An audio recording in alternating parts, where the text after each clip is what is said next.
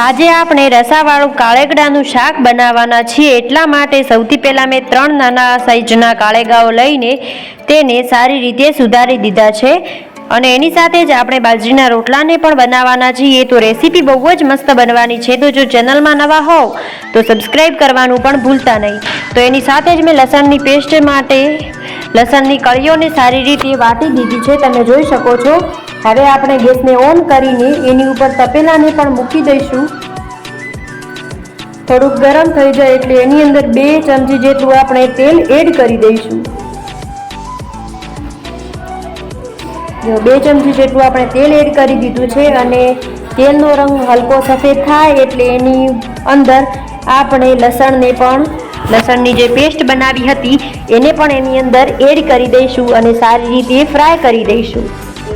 પછી આપણે એક એક કરીને બધા જ જે કાળેગડા છે એને પણ તેલની અંદર એડ કરી દઈશું અને એને પણ સારી રીતે ફ્રાય થવા દઈશું।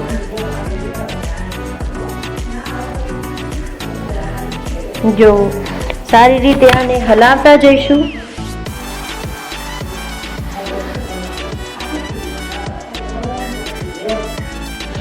જો સારી રીતે આને આપણે મિક્સ કરી દઈશું, તમે જોઈ શકો છો।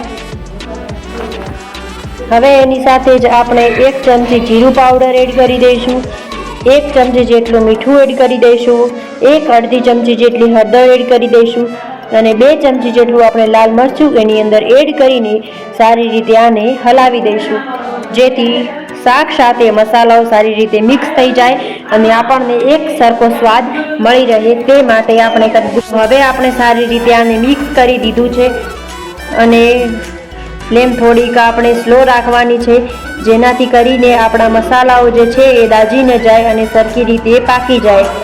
તમે જોઈ શકો છો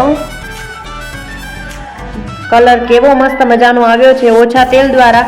આમ તો તેલ આ થોડુંક વધારે કહેવાય, પણ લોકો તો વધારે ભરીને તેલ નાખે છે, એના કરતાં ઓછા તેલમાં પણ સ્વાદિષ્ટ શાક બનાવી શકાય છે। પછી મેં 2 ખલ જેટલું આની અંદર પાણી એડ કરી દીધું છે અને આને સારી રીતે આપણે મિક્સ કરી દઈશું અને હવે આને 10 થી 12 મિનિટ સુધી આવી રીતે જ પાકવા દઈશું અને એની સાથે જ આપણે બાજરીના રોટલાને પણ તૈયાર કરવાના છે। એટલે તવો ફૂટી ગયો હતો એટલે આપણે નવો તવો ચડાવી દીધો છે। આ એક સરખી આગ બાળીને હવે એમાં મીઠું એડ કરી દઈશું, પછી થોડુંક આમાં આપણે પાણી એડ કરી દઈશું અને લોટને ચાળી લઈશું। આજે આપણે જે પહેલો રોટલો હોય છે એ કૂતરાને હોય છે, એટલા માટે આપણે કૂતરાનો રોટલો બનાવીએ છીએ અને એટલામાં આપણું શાક પણ બનીને થઈ ગયું છે તૈયાર। તમે જોઈ શકો છો કે આપણું કેવું મસ્ત મજાનું શાક બનીને તૈયાર થઈ ગયું છે। હું તમને હલાવીને પણ બતાવું છું। જો આજની રેસીપી પસંદ આવી હોય અને જો તમે અમારી ચેનલમાં નવા હોવ તો સબસ્ક્રાઈબ કરવાનું ભૂલતા નહીં। રસાવાળું શાક બનીને એકદમ થઈ ગયું છે તૈયાર। અમે કોરા શાકનો પણ વિડીયો બનાવેલો છે, ના જોયો હોય તો આ જ ચેનલ પર અપલોડ કરેલો છે, જોવો। મસ્ત મજાનું શાક બનીને તૈયાર થઈ ગયું છે, એટલામાં આપણો લોટ બંધાઈને તૈયાર થઈ ગયો છે। એક હાથે કેમેરો પકડવા હતો અને એક હાથે લોટ બાંધવામાં એટલે થોડીક મુશ્કેલીઓ આવી, સારી રીતે ઉતર્યો ના પણ ચાલે। તો જુઓ સાઈઝ મોટી થતી જશે રોટલાની। તમને લાગશે કે મને નથી આવડતા, પણ મને થોડાક પ્રમાણમાં એવા બનાવતા આવડે છે।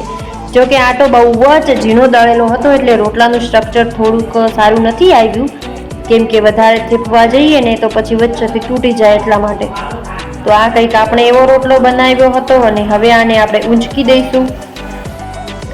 હું પણ થોડીક દાજી ગઈ હતી અને રોટલાને ઊંચક્યો એટલે, કેમ કે એક હાથે મેં પકડ્યો એટલે રોટલાનું સ્ટ્રક્ચર થોડું આડાઅવળું થઈ ગયું। જો આ રોટલો મારી મમ્મીએ બનાવ્યો છે, પણ થોડીક જરા ચડી છે એટલે કાળો થઈ ગયો છે। બાકી મસ્ત મજાના રોટલા બનીને તૈયાર થઈ ગયા છે। તમને પણ શું આવું કોમ્બિનેશન રસાવાળું શાક અને રોટલો ભાવતો હોય તો કોમેન્ટની અંદર કંઈક લખીને યા ઇમોજી સેન્ડ કરી દેજો, તો અમને પણ ખબર પડે કે તમને મારા વિડીયોઝ કેવા લાગે છે। જો